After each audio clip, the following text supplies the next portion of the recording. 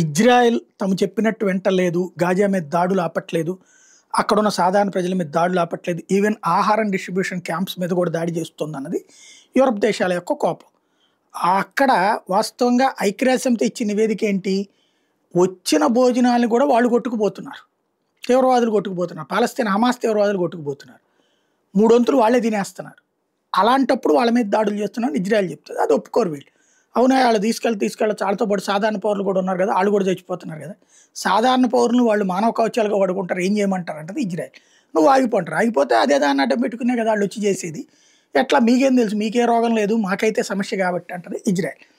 అందుకని ఇజ్రాయెల్ని భయపెట్టడం కోసం అని చెప్పేసి హమాస్ తీవ్రవాదుల చేత నడుపబడుతున్నటువంటి పాలస్తీనాను ఒక దేశంగా గుర్తించేసినవి ఆస్ట్రేలియా కావచ్చు, అదే సందర్భంలో బ్రిటన్ కావచ్చు, టోటల్గా 3 దేశాలు కలిసి గుర్తించేసినటువంటి నేపథ్యంలో ఇజ్రాయెల్ ఒక కీలకమైనటువంటి రివర్స్ గేర్ నడుపుతోంది.